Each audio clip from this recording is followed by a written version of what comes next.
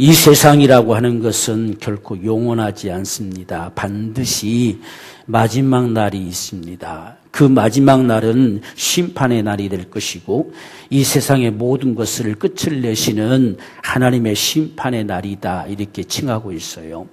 그렇기 때문에 오늘 저와 여러분들이 이 세상을 살아가면서 가장 우리에게 소중하고 결코 우리가 놓을 수 없는 부분이 하나님을 경외하며 그를 믿는 자로 사는 것. 정말 주님을 믿고 구원받아서 영원한 천국을 확보하고 살아가는 이 믿음의 삶이 오늘 우리에게 무엇보다도 참 중요하다 하는 사실을 볼 수 있습니다. 어떤 면에서 보면 이 세상에서 참으로 우리가 믿음을 지켜 산다고 하는 것이 결코 쉬운 삶이 아니다라고 하는 것을 많이 볼 수 있어요. 우리가 일곱인의 역사 속에서도 네 마리의 말이 치달려 가는데 그 치달려감 속에서 나타난 결과는 교회의 수많은 순교자들, 수많은 사람들이 죽임을 당하는 이런 역사가 나타나지요. 그래서 마지막 날 우리가 주님 앞에 섰을 때에 주님께서 하신 말씀은 모든 눈물을 씻겨주실 것이다 이렇게 하셨어요. 그러니까 믿음의 삶이라고 하는 것은 우리가 세상대로 살려고 한다면 그냥 아무렇게나 살아도 되겠지요. 그러나 오직 믿음 때문에 참고 때론 견디고 수없이 눈물을 흘려가면서 그 믿음을 지켜 살아가는 그 삶을 하나님께서 반드시 너의 모든 눈물을 씻겨주실 것이다. 그리고 다시 흘릴 눈물이 없을 것이다. 다시 슬픔도 아픔도 고통도 없을 것이다. 이렇게 말씀하시는 우리가 모습을 볼 때에 믿음의 삶이라고 하는 것이 결코 쉬운 것이 아니다라고 하는 거예요. 오늘날 우리가 지금 우리 앞에 우리나라뿐만 아니죠. 전 세계적으로 이 전염병 하나 때문에 이 바이러스 하나 때문에 온통 지금 아우성이 있지요. 걷잡을 수 없이 휘몰아치지 어디까지 갈지 아무도 아직 예측을 못합니다. 그래서 우리가 지금 이런 거 하나 앞에서도 어떻게 해야 될 것이냐 갈등을 느끼고 방황을 하고 이렇게 하는 상황들. 잠시면 지나가겠지 했는데 잠시면 지나갈지 그렇지 못할지 어떤 상황이 올지 아무도 예측을 못합니다. 마지막 성경에 보면 하나님께서 이 세상 가운데 그런 모습들은 하나의 이 경고와 같은 거예요. 경고장입니다. 경고장. 하나님의 경고장이 세상에 다 지금 내놓아지는 모습과 같아요. 왜 경고하시느냐? 돌아오게 하시려고. 회개케 하시려고. 그래서 하나님의 지금 오늘 이 말씀이 주어지기 바로 이전까지는 어떻게 하든지 한 사람도 멸망치 않고 다 회개하기를 이르기를 원하시는 것이 하나님의 심정이에요. 그래서 이렇게도 저렇게도 수없이 우리에게 가장 좋은 건 복음을 전함으로 그 복음을 듣고 믿는 게 가장 복된 것이죠. 가장 행복한 것이고 그런데 그렇지 못할 때는 얻어맞고 돌아오는 거죠. 얻어맞고 돌아오는 거. 얻어맞고라도 돌아오면 그나마 그들은 복 있는 거예요. 그런데 그렇지 못할 상황이 도달되어지면 이건 처참한 것이죠. 바로 그 현장의 모습이 오늘 일곱 대접의 심판으로 나타나는 거예요. 여기에는 하나님께서 이젠 경고도 아니고 그들을 돌아오기를 기대하신 것도 아니고 이제는 진노, 멸망의 날이에요. 이 멸망의 진노예요. 그냥 쏟아 부어버린 거예요. 그러니까 우리가 지난 시간에 말씀드렸듯이 마지막 나팔이 울려 퍼질 때까지 퍼지기 바로 그 전까지만 유일한 기회입니다. 마지막 나팔이 울려 퍼져버리면 기회가 없어요. 두 번 다시 돌아올 수 있는 기회가 없습니다. 그래서 마지막 나팔, 이건 마지막이란 이야기죠. 마지막에는 그냥 갈라지고 마는 거예요. 그 전까지 여섯째 나팔이 울려 퍼질 때까지가 최종적인 마지막 기회예요. 그런데 그 결말이 성경은 회개치 않더라로 끝나요. 이게 참 비극이지요. 세상은 회개치 아니하였을지라도 성도들은 회개할 수 있어야 돼요. 그때까지 정말 신앙생활을 엉터리로 해왔을지라도 저도 복음을 듣고 하나님을 알았다고 한다면 이 기회에 돌아올 수 있는 기회 마지막이에요. 어쩌면 하나님께서는 세상은 고사하고 교회들을 향해서 정말 믿음의 사람들을 향해서 한 사람도 망하기를 원치 않아서 말씀하시는 경고와 같아요. 그래서 앞에서 우리가 교회들에게 계속 교회들에게 말씀하지 회개하라, 돌아오라는 거예요. 그래서 우리가 지금 그걸 놓고 뒤에 부분을 볼 때에 자동적으로 그게 이제 느껴지잖아요. 일곱 교회들에게 그렇게 말할 수밖에 없었던 거, 그 주님의 심정이 와닿는 거예요. 세상이 이렇게 될 수밖에 없기 때문에, 마지막에 이렇게 갈 수밖에 없기 때문에 반드시 돌아오라는 이야기예요. 근데 그 순간이 마지막 나팔이 울려 퍼지기 전까지만이 가능합니다. 그래서 세상은 아무도 돌아오는 자가 없어요. 그러나 그 안에서 성도들은 돌이켜야 돼요. 하나님을 아는 자들은 돌이킬 때 복이 있어요. 마지막 그 순간이라도 죽는 한이 있어도 돌이켜서 믿음의 자리로 오는 자가 복이 있다는 거예요. 그런데 오늘 지금 이제 마지막 이것은 우리가 11장 마지막 절에서 말씀하잖아요. 멸망의 날이라는 거예요. 이제 이후로는 멸망의 날이에요. 그들에게 돌아오기를 기대하는 날이 아니라 하나님의 진노가 쏟아부어지는 멸망의 날이라고 기록합니다. 그 멸망의 모습이 오늘 여기에서 우리에게 기록을 해요. 여러분, 우리가 한번 생각해 보면 하나님의 진노라고 하는 것이요, 얼마만큼 엄청나겠는가 하는 사실들을 우리가 느껴볼 수 있는 것은 독생자를 세상에 주셨잖아요. 자, 예수를 내놓으셔서 우리에게 전혀 어떤 것도 따져 묻지 않고 멸망치 않고 영생 얻게 하려고 우리 모든 죄를 다 담당시켰어요. 그게 하나님의 사랑이거든요. 정말 쓸어버려도 속 시원치 않을 그 인생들을 살리시기 위해서 모든 인생의 죄를 예수께 다 담당시켰습니다. 그래서 죄 때문에 도무지 망할 수 없는 이러한 구속의 은총을 베풀어 주셨어요. 왜 그런 은총을 베풀어 주셨느냐? 멸망의 날이 정해져 있어요. 마지막 심판의 날이 정해져 있기 때문입니다. 그게 없었으면 예수를 세상에 보내지 않습니다. 보낼 이유도 없는 거죠. 이렇게 살든 저렇게 살든 멸망이라는 것이 없고 심판의 날이 없고 그냥 다 영원한다면 예수를 세상에 내놓을 이유가 없잖아요. 그런데 예수가 없이는 세상은 멸망할 수밖에 없기에 그 심판의 날이 이미 정해져 있기 때문에 하나님께서 예수를 세상에 보내신 거예요. 그런데 그것마저 예면했어요. 그 하나님을 예면하고 그 복음을 예면하고 도리어 하나님을 대적하고 전혀 그들이 돌아오려고 하지 않습니다. 그래서 그 진노를 쏟으신다는 이야기예요. 얼마나 인생들이 완악합니까? 얼마나 참 저주스럽냐 그 말이죠.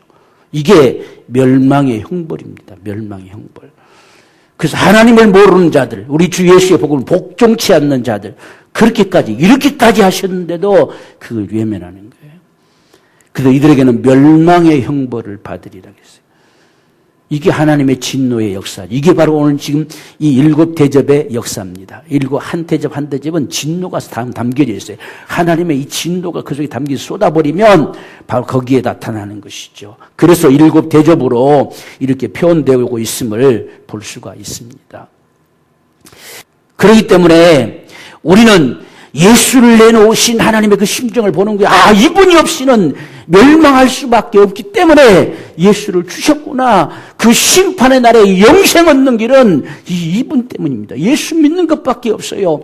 그렇기 때문에 죽는 데까지 내어주시고 멸망치 않고 영생 얻도록 죄를 다 예수께 담당시켰구나.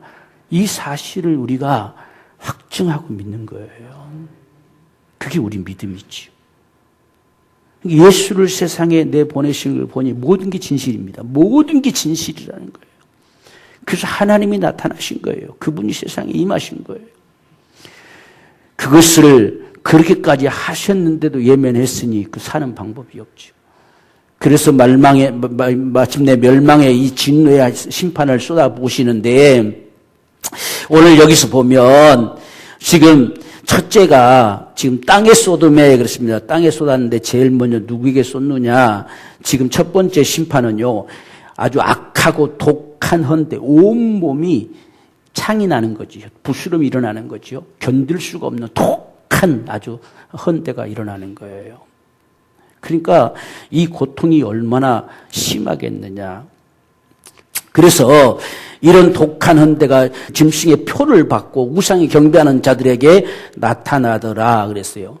다시 모든 불신자에게 나타난 거죠. 모든 불신자들, 예수 믿지 않는 모든 사람들에게 이 악하고 독한 헌대가 온몸에 일어나는 거예요. 그러니 어찌 견딜 수가 있겠어요? 이 지금 전염병을 게임도 안 되죠. 온 세상 사람들이 누구나 할 것 없이 이건 조심해라 자시라가 아니라 온통 모든 사람들이 다 악하고 독한 헌대가 일어나서 고통스러워 견딜 수 없는 이 아우성 세상이 된다는 이야기예요. 이게 하나님이 첫 번째 대접을 쏟아 부어버릴 때에 나타나는 역사다 이렇게 말씀했어요. 그래서 짐승의 표를 받지 말라, 우상에 경배하지 말라 이렇게 말씀하신 것이지요. 두 번째는 보면 바다에다 쏟았는데 바다에 물이 다 썩어버렸지요. 피같이 되어서 죽은 자의 피같이 됐어요. 썩어버렸다는 이야기예요. 시커먼 물이 되어버렸어요. 그래서 바다의 생물이 다 죽어버렸어요. 모든 생물이 죽어버렸어요. 그러니 얼마나 이 악취가 심하겠어요. 이런 역사가 두 번째 대접을 바다의 소돔에 일어나는 거예요. 지금 하나님 세상을 멸망시키기 작정해버린 것이죠. 여기에 뭘 하나님 기대하겠어요? 그냥 쓸어버린 것밖에 없어요. 끝났는데 말이죠. 예수님이 세상에 딱 오시는 순간에 구원 얻을 자는 없어요. 더 이상. 그걸 우리가 알아야 됩니다. 예수님이 오시고도 또 구원받을 수 있을까? 이런 착각은 없어요. 예수님이 딱 공중에 마지막 나팔에 울려 퍼지는 순간 나타나시면 모든 것은 끝나는 거예요. 그래서 다 이뤘다 하시잖아요. 끝났다는 거예요. 끝나버렸어요. 그래서 바다에 소돔의 모든 생물, 일부가 아니에요. 그냥 모든 생물이 다 죽는 거예요. 끝나버린 거죠. 그래서 바다도 끝나버린 거예요. 셋째는 강과 물 군에다 쏟았는데 피가 돼버렸어요. 이건 지금 둘째에서는 피같이 죽은 자의 피같이 되니 이렇게 됐지만 이건 아예 피가 돼버렸어요. 먹을 수가 없어요. 독국물 돼버렸어요. 먹으면 다 죽는 거죠. 이런 심판을 지켜보고 있는 이 천사들이 외치기를 하나님의 심판은 의로우십니다 라고 외쳐요. 왜? 선지자들과 성도들의 피를 세상에 흘렸으니 당연히 그걸 마셔야 된다. 독배를 마셔야 된다는 이야기예요. 이렇게 지금 외치고 있는 소리입니다. 그러니까 지금 제단 아래 수많은 순교자들이 거기 가만히 제단 안에서 들려오는 소리가 있는데 맞습니다 라고 외치지요. 우리가 그 다섯 번째 예언을 뗄 때에 순교자들이 언제까지 우리의 피를 신원하여 주지 않으시기를 원하십니까? 이렇게 말하는 나오죠. 언제 갚아주실 것입니까? 이 제단 아래 엎드려 있는 이 순교자들이 말한다. 이렇게 기록되고 있죠. 근데 그 제단에서 소리가 들리는데 그건 당연한 것입니다. 합당합니다. 이렇게 쳐도요. 이런 역사. 그러니 하나님이 그 세상을 그대로 내버려 두겠어요. 그러니까 마지막 날에요. 그냥 죽었다가 말이 필요 없어요. 독한 악한 헌대로 인해서도 죽기도 하고 이 마실 물이 없으니 어떻게 살겠어요. 그걸 마셨다면 독극물이 되어 죽는데요. 살 수 없는 세상이죠. 한번 생각해 보십시오. 살 수가 없어요. 물 안 먹고도 살 수 없잖아요. 또. 그 어떻게 해야 되겠어요. 물 근원 자체가 피가 됐어요. 다른 곳에 정수된 게 없어요. 정수될 수도 없어요. 물 근원 자체가 피인데요. 그게 세 번째 쏟아붓는 하나님의 진노예요. 그 다음에 네 번째가 해에다가 쏟아버렸어요. 해에서 막 불을 내뿜어 버리죠.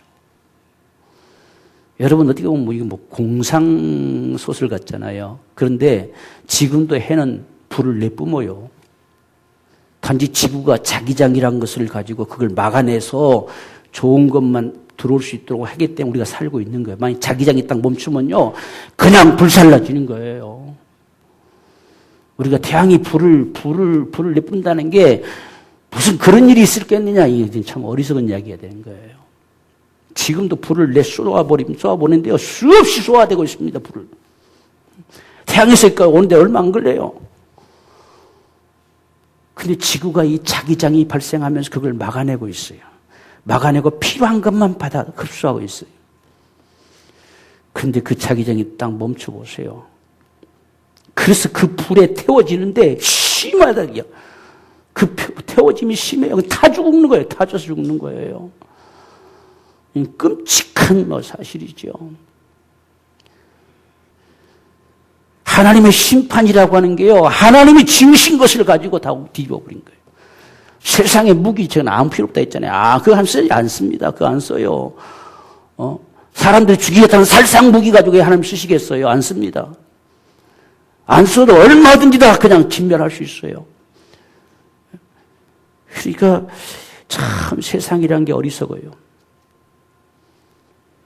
우리는 그것만 봐도 하나님 살아계신 모르세요. 어떻게 그 어마어마한 태양풍을 내려 쏘는데 지구는 이 자기장이 발생되면서 그걸 막아내고 있고 필요한 것만 받아들이고, 야, 이건 신비다, 신비. 이 놀라운 신비. 이건 하나님이 없다고 하면 어떻게 설명되냐는 얘기예요. 그런데도 인생들은 안 돌아오는 거예요. 전부 세상의 속임수의 지식에 다 속아버린 거예요. 다 헛된 지식에 속아서 그런 게 어딨냐는 거예요. 이게 다 미혹이죠. 지식적인 미혹, 역사적인 미혹, 다 미혹시키는 거예요. 그것이 어떤 결과를 가져오느냐 하는 모습들을 보여주는 겁니다. 사람들이 크게 태움에 태워진지라 태워져 불살라져. 자, 그런데 이들이 한번 보십시오. 이 재앙들을 행하는 권세를 가지신 하나님, 이 재앙들을 누가 행하시느냐? 하나님이 권세를 가지고 있어요. 그런데 그 하나님을 해방하고 회개와 영광을 주께 돌리지 아니하더라. 하나님 이걸 못 받는 거예요. 이렇게까지 하는데도 이들은 악만 남아서 빠락빠락. 그러니까 이들은요, 회개할 마음이 1%도 없는 존재들이에요. 그래서 하나님이 쓸어버린 게 의로우신 거예요. 마지막까지 기회를 줬잖아요. 그렇게 막 3분의 1 때려 치면서 다 죽이지 않으시면서 그들 마지막 기회를 주시잖아요. 그런데도 끝까지 노아의 때와 똑같아요. 아무도 배에 안 타잖아요. 그렇게 비가 지금 쏟아지고 있는데도 설마. 근데 문이 닫혀버리는 순간이 마지막 나팔이 울려 퍼지는 순간하고 똑같아요. 그때는 뭐 어떤 것도 어쩔 수가 없어요. 그래서 지금 하나님께서 이런 상황인데도 그저 아주 하나님 앞에 악만 남아가지고 확 대드는 이 모습들을 가지죠. 그래서 저거 봐라. 저래서 반드시 멸망할 수밖에 없다. 이거 말해주지 회개하기를 돌아오기를 원한다는 소리가 아닙니다, 여러분들. 저들이 이렇게 망할 수밖에 없고 불에 막 태움을 받을 수밖에 없는 건 이런 상황인데도 하나님을 대적하고 있다는 얘기예요. 그러니까 망할 자들이라는 거예요. 이게 하나님의 공의의 심판이에요. 전혀 하나님이 자기 안 믿는다고 그냥 화나서 쓸어버린 게 아니에요. 공의의 심판이에요. 이런 상황인데도 하나님을 대적하는 거예요. 회방하는 거예요. 5번째 천사가 대접을 쏟는데 이번엔 짐승의 보좌에다가 쏟아버렸어요. 짐승의 보좌에 대해 소돔에 그랬죠. 그 나라가 곧 어두워지며 사람들이 아파서 자기 혀를 깨물고 그 아픈 것과 종기로 인하여 하늘의 하나님을 회방하고 지금 견딜 수 없죠. 이젠 짐승의 보좌도 끝났어요. 이런 왕들 자신도 옛날에 지금까지는 권세를 가지고 뒤 흔들고 법제도를 가지고 문화권을 가지고 전부 인생들을 지배해서 적그리 통치를 가지고 있는 것처럼 보였지만 이 짐승의 보좌에 쏟아버리는 순간에 왕들 등에 아무짝에 힘이 없어요. 이제는 다 무너지는 것이죠. 오직 고통만 아우성치는 소리가 울려 퍼지지요. 혀를 깨물고 죽고 싶어도 못 죽어요. 죽는 것도 하나님이 허락해 죽는 거예요. 그게 얼마나 참 고통스럽겠어요. 그래서 여기 보면 혀를 깨물고 아픈 것과 종기로 인하여 하늘의 하나님을 해방합니다. 혀를 깨물면서까지. 망할 자들이죠. 망할 자들이에요. 어떤 연유로 하나님 너무하십니다 할 자가 아무도 없어요. 망할 자들이에요. 만약 이들이 이들아 하나님 정말 하나님 몰라 뵙습니다. 정말 죄송합니다. 이렇게 했다면 하나님 너무하지 않습니까? 이 말 나올 수도 있어요. 그런데 이들은 그럴 자가 아니에요. 이건 너무합니다 소리가 나올 수 없는 자들이에요. 하나님의 공의로 쓸어버려도 전혀 어떤 누구 하나 말할 자가 없어요. 이게 마지막 멸망의 심판의 모습인 것을 보여주고 있어요. 자, 그 다음에 또 우리가 보면 여섯째 천사가 큰 대접을 유브라데 강에다 쏟았는데 거기에 왕들이, 세계 왕들이 다 모여오더라 그랬어요. 이 왕들이 다 모여오는 걸 이걸 흔히 아마겟돈 전쟁이다 이런 말을 하지요. 이 세 영이 히브리어로 아마겟돈 전쟁이라는 곳에 사람들을, 왕들을 다 끌어모으는 거예요. 전 세계를 끌어모아요. 그래서 이들이 다 이 유브라데 강 쪽으로 다 모여드는데 누가 모으느냐? 더러운 귀신이 모아요. 여러분, 세상은요, 세상의 군왕들이고 전부 귀신들에게 속아 사는 거예요. 이들이 모은 겁니다. 보세요. 지금 13절에 또 내가 보매 개구리 같은 새 더러운 영이 용의 입에서, 짐승의 입에서, 거짓한 자의 입에서 나오는데 이 귀신의 영이라는 이야기예요. 이들이 이적들을 행해서 온 천하 임금들을 다 끌어모은다는 이야기예요. 여러분, 하나님이 없는 세상의 군왕들은요, 이놈들에게 다 속아 살아요. 이놈들이 하수인들이에요. 이들에게 이끌려서 다 모아서 이제 속이겠죠. 지금 우리가 공중에 나타나신 저분을 대항해 싸우려면 한 대 다 뭉쳐야 된다 해가지고 다 사람들을 속여서 또 끌어모으지요. 또 미혹돼 또 끌려가는 거죠. 세상은 귀신들에 의해서 다 미혹되는 거예요. 다 거기 속아서 살아요. 우리 이해할 수 없는 행동들을 하잖아요. 납득되지 않는 짓들을 하잖아요. 그런 말들을 서슴없이 짓거리잖아요. 왜? 귀신의 영에다 속아서. 세상에 보세요. 군왕들이 귀신의 영에 속아서 다 끌려간다니까. 이게 세상의 역사예요, 여러분들. 그래서 우리가 12장, 13, 14가 볼 때 이걸 봤잖아요. 이들이 전부 이 군왕들을 지고 역사하는 거예요. 세상을 통치하는 것은 왕들이잖아요. 왕들만 손에 쥐면 자기 맘대로 다 통치하잖아요. 그 왕들에게 주는 권세는 법제도잖아요. 그래서 법제도를 자꾸 바꾸는 거죠. 왕이 지멋대로 휘두를 수 있도록. 이 모든 역사가 누구의 속임이냐? 귀신의 속임이다. 귀신에게 속아서 다 끌려가는 거예요.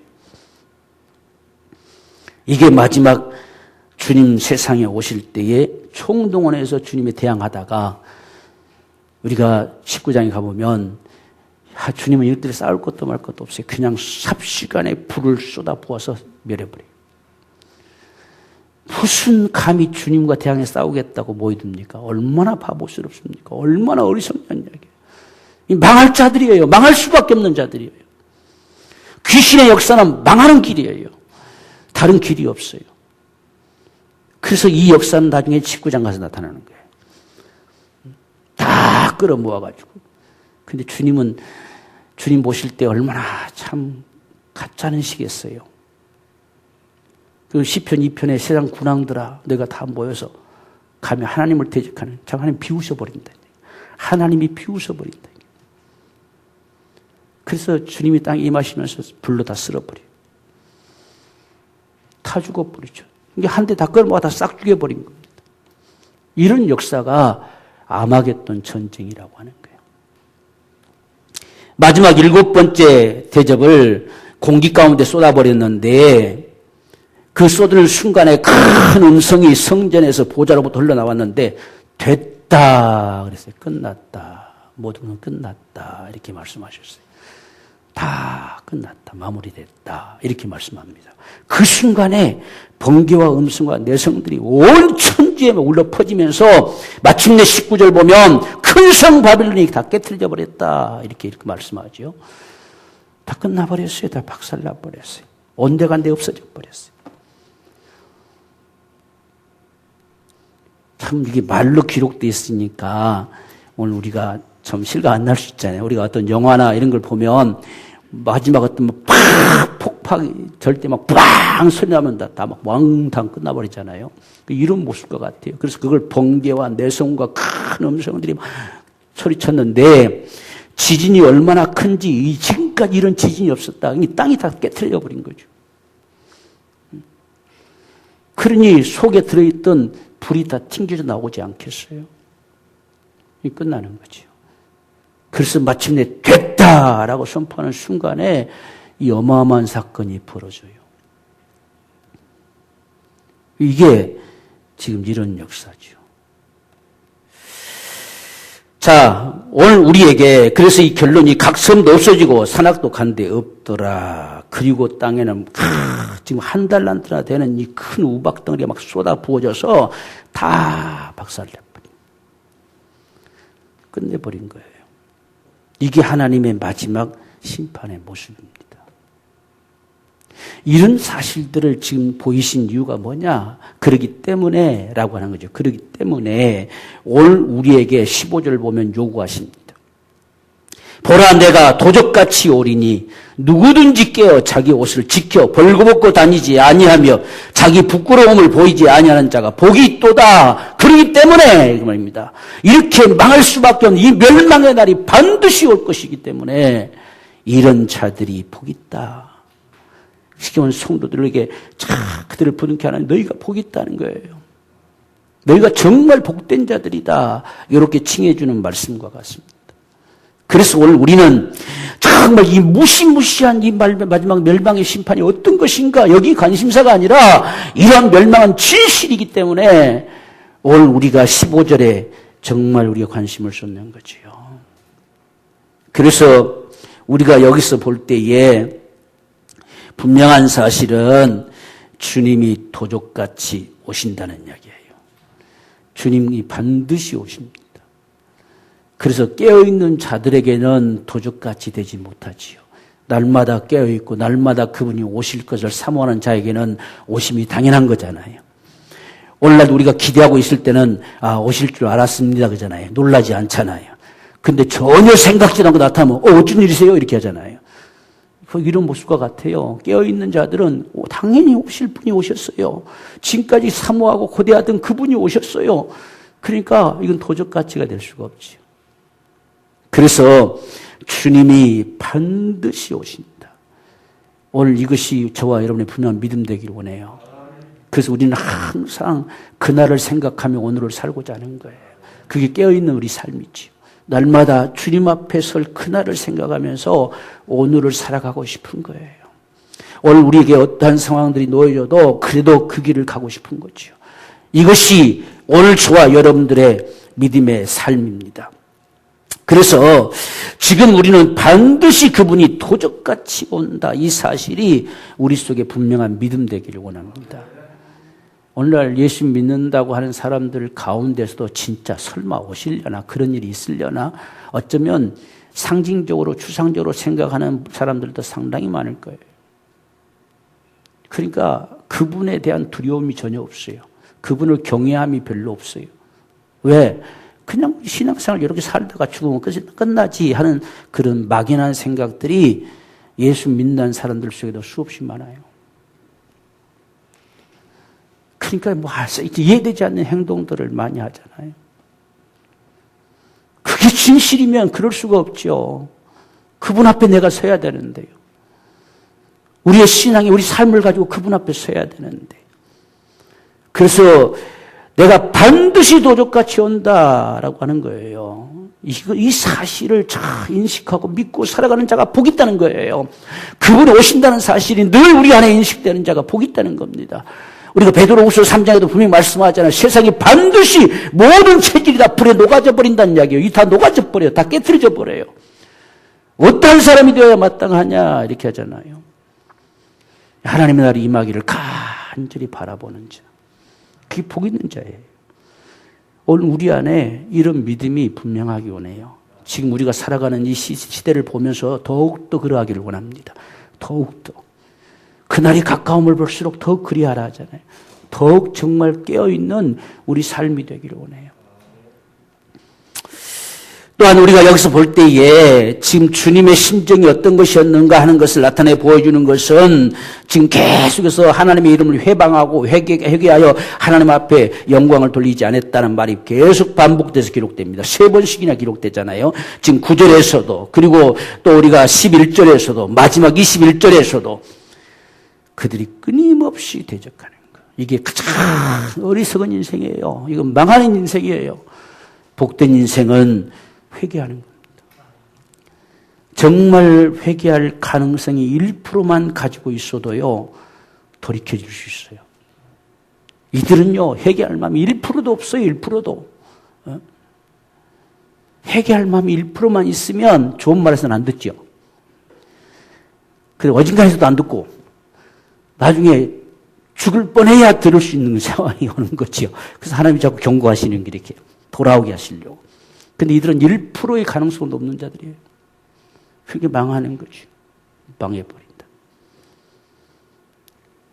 오늘 우리가 가장 복된 건 주의 말씀을 듣고 돌이키는 자가 가장 복이 있어요. 그 뭐 말할 것도 없잖아요. 우리도 맨날 자식들한테 그렇게 하잖아요. 좋은 말 할 때 들으라. 좋은 말 할 때 들으라 하잖아요. 좋은 말 할 때 들어야지. 꼭 매를 번다 하잖아요. 매를 벌다가 매를 맞고 돌아오면 좀 얼마나 안타깝습니까? 그렇게 돌아오면 그나마 다행이지요. 그것도 아닐 때, 어떨 수 없는 거죠.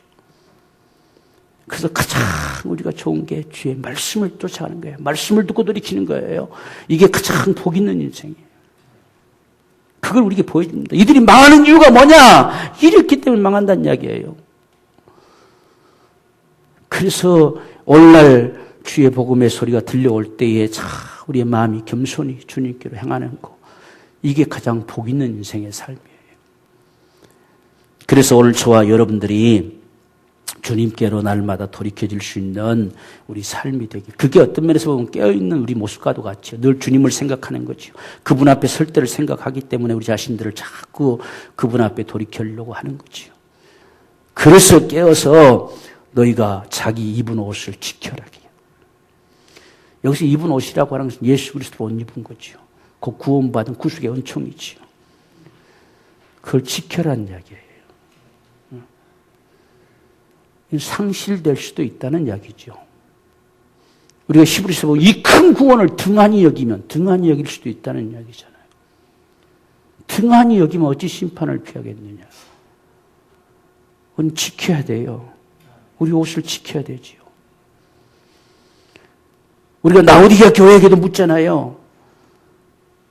그들은 생각지도 못했어요. 자기들이 벌거숭이가 되겠다는 사실을 생각지도 못했다는 얘기.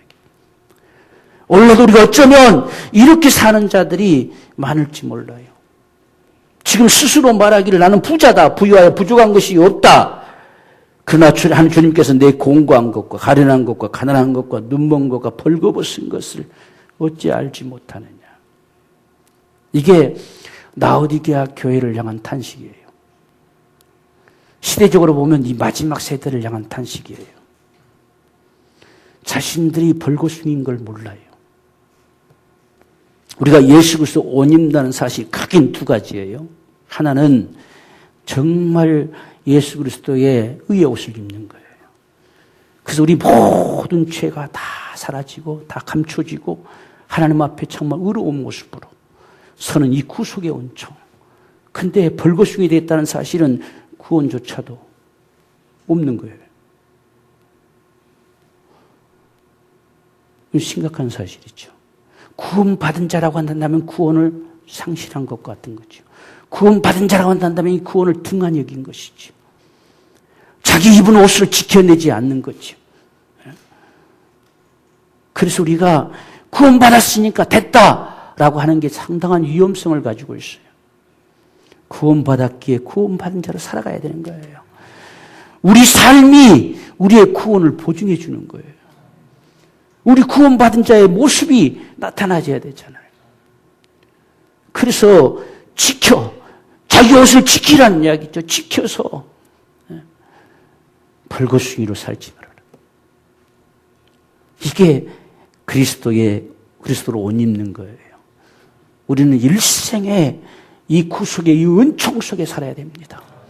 정말 구원을 상실해버리면요, 우리 삶도 사라져버려요. 우리는 세상에 착하게 사는 기준이 아니에요. 구원받은 자로 사는 기준이에요. 이게 중요하죠. 그래서 자꾸만 성경은 어떠한 사랑을 받았는지, 어떤 은총을 입었는지, 이거 알기 원한다는 이야기. 이게 알아야 그 삶을 살 수 있지요. 여기에 이게 무시되어지고 잊혀져 버리면 오늘 생각 그냥 자기 임의대로 살아가는 거죠. 그래서 그리스도로 옷 입자. 오늘 우리가 예수 그리스도의 의의 옷을 입어야 돼요. 이 옷은 결코 상실하지 않기 원합니다. 그래서 오늘 지금 그 말을 하고 있는 거예요. 이렇기 때문에 구원받지 못한 자는 반드시 이렇게 멸망할 것이기 때문에 너희들이 정말 구원받은 자라고 한다면 옷을 입은 자라고 한다면 옷을 지켜라는 거지요. 벌거숭이가 되지 않도록 지켜내라는 거예요. 그래서 우리가 빌립보에서도 말씀하죠. 너희 구원을 이루라는 것은 구원을 아직 못 받았기 때문에 이루라는 뜻이 아니에요. 지키라는 건데 유지시키라는 겁니다. 상실하지 말라는 이야기예요. 두렵고 떨림으로 상실시키지 말아라. 이 말이에요. 유지시키라. 그러니까 오늘 여기서도 지금 우리에게 그리스도의 구속의 은총이 늘 우리에게 의의 옷이 되기 원해요. 그 다음에 우리가 옷을 입었다고 했을 때는 계시록에서는 우리의 옷이 뭐냐? 성도들의 옳은 행실이라고 그랬어요. 우리 삶이 있어야 돼요. 삶이 옳은 행실이에요. 이 삶이 없다고 한다면 오늘 우리는 벌거숭이가 되는 거예요. 벌거숭이가 되면 우리 모든 수치가 다 드러나는 거죠. 그래서 우리는 우리의 삶이 자꾸만 돌이켜져서 의의 옷으로 입혀져야 돼요. 그래서 성도들의 옳은 행실이다. 이렇게 계시록에서 말씀합니다. 다 흰 세마포옷을 입었다. 여러분 육체에다가 흰 옷을 입었다고 이런 구원받은 자가 아니에요. 이단들은 전부 흰 옷 입고 나타나잖아. 그 옷 입었다고 그들이 구원받은 자가 아니에요. 껍데기에다가 흰 옷 입으라는 소리가 아니에요. 부활한 내 몸이 의의 옷을 입어야 돼요. 그게 진실한 거죠. 부활로 인해서 마지막 결론이 나는 거예요. 그날에 우리 모두가 정말 이 의의 옷을 입은 사람들. 그래서 다 옷 입어라. 우리 사립교회에도 흰 옷 입은 자들 몇이 있다. 너희 중에 몇이 있다. 그렇게 말씀하잖아요. 너희도 돌아오면 다시 옷을 입혀주겠다잖아. 그러니까 교회들이 하신 말씀이 다 나오는 거예요. 그렇기 때문에 교회들에게 그걸 요구했던 거예요. 이런 상황이기 때문에. 그래서 오늘날도 우리가 지금은 우리가 다시 옷을 돌아볼 때예요. 내가 옷이 벗겨져 버렸지 않는지, 옷이 벗겨진 채로 벌거숭이가 되어 있지 않는지. 지금 라오디게아는 자신들이 벌거숭인 걸 모르고 전혀 모르고 있어요. 전혀 알지 못하고 나는 부자다, 부족한 것이 없다 하는 거예요. 이게 얼마나 안타까운 사실입니까? 벌거숭이인데도. 우리가 신앙의 이 벌거숭이로 살지 말자. 그래서 분명한 사실은 오늘 저와 여러분들이 예수 그리스도의 구속의 은총, 그 은혜를 날마다 정말 우리가 되새겨봐야 돼요. 내가 어떤 은혜로, 어떤 사랑으로 이 은총을 입었고, 내가 어떤 하나님의 그 은총 가운데 지금 천국 가는 길을 가고 있고, 내가 하나님의 어떤 은총 가운데 오늘 이 예배를 할 수 있고, 내가 하나님 앞에 어떤 거룩함을 얻었기에 감히 그분을 섬길 수 있고, 정말 이 신앙의 이 그리스도의 옷 입은 이 삶을 우리는 가지고 있어야 돼요. 그래야 우리가 이 세대를 이길 수 있어요. 그렇지 않으면 다 넘어져요. 다 넘어집니다. 이 세대를 이길 수 있어요. 그래서 우리는 어떤 상황들, 어떤 환난들, 어떤 핍박이 온다 할지라도 우리가 누구냐? 우리는 그분의 은총을 입은 자. 여러분, 우리가 초대교회 때 많은 순교자들이 하는 고백들을 보십시오. 그분은 나의 일생 살 동안 한 번도 나를 부인하지 않으셨다. 나를 배신하지 않으셨다. 내가 어찌 그분을 배신할 수 있겠느냐. 그리고 순교의 길을 간 거예요. 그들의 속에 이 신앙이 없었단다면 불가능한 거죠. 어떻게 가능하겠어요? 그래서 오늘 저와 여러분들이 정말 옷 입은 자, 자기 옷을 지켜내는 자, 성도들은 이미 옷 입은 자니까 옷을 지켜내는 자, 벌거숭이가 되지 않는 자, 이들이 복이 있다는 거예요.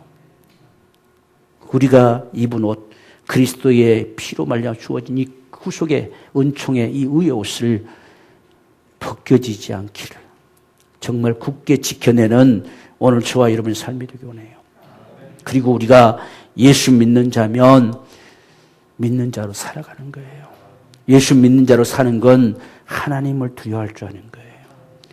하나님을 무수한다는 소리가 아니에요. 하나님을 경외하는 거죠. 존중하는 거죠. 그분의 사심을 인정하는 거예요. 그게 하나님을 두려워하는 거예요. 마지막 더 나가서는 최종적으로서는 결말이 그분 손에 있다는 이야기죠. 이걸 아는 사람들. 그렇기 때문에 우리는 이 거룩한 행실과 경건함으로 주의 날이 임하기를 간절히 바라보고, 이게 성도들의 삶이라고 우리가 베드로후서 3장에서 이야기하잖아요. 이게 성도들의 삶이에요. 거룩한 행실, 그리고 경건함으로 날마다 그분을 예배하며 그분을 섬기며 살아가는 이 경건함으로 주의 날이 임하기를 간절히 사모합니다. 왜? 세상이 다 불에 녹아질 것이니까. 그렇죠? 세상이 다 물에 녹아질 것이니까. 이렇게 살아야 마땅하지 않냐 했어요. 우리가 성경에서 요구하는 부분들이 다 같아요. 이렇게. 그래서 우리가 이런 삶을 통해서 훗날 주님 다시 오시는 날에 그 앞에 서는 자가 되고 그럽니다. 정말 마지막에 다 흰옷 입고 주님 앞에 서는 것처럼 정말 크고 흰무리들 저 흰옷 입고 오는 자들이 누구냐 했을 때 환난 가운데서 다 나오는 사람들, 예수의 피로 땅에서 구속함을 입은 자들 다 나옵니다. 환난 가운데서 이긴 자들. 우리는 이 믿음의 신앙이 우리에게 필요해요. 그래서 우리는 오늘 우리의 삶 속에서 성도들의 옳은 행실이라 일컬었던 것처럼 오늘 우리가 구원받은 자로서 이 땅에 살아가는 이 거룩한 삶이 우리 신앙 속에 있기를 원합니다. 이런 삶을 통해서 정말 주 믿는 자, 세상 거 아무것도 아니에요. 금방 지나가고 우리 당대에 이 날이 오게 될지도 모릅니다. 그렇기 때문에 우리는 우리 사는 날 평생에 정말 주 믿는 자로 사십시다. 주 믿는 자. 어떤 상황이 우리 앞에 다가와도 그것이 오늘 우리 삶이다. 주 믿는 자로. 그리할 때에 우리는 마지막 이 심판과 상관없는 마지막 나팔에 다 우리가 불이 섞인 유리바다 위에 서서 하나님의 영광을 찬송하는 바로 그 축복이 오늘 저와 여러분의 축복이 되어질 줄을 믿습니다.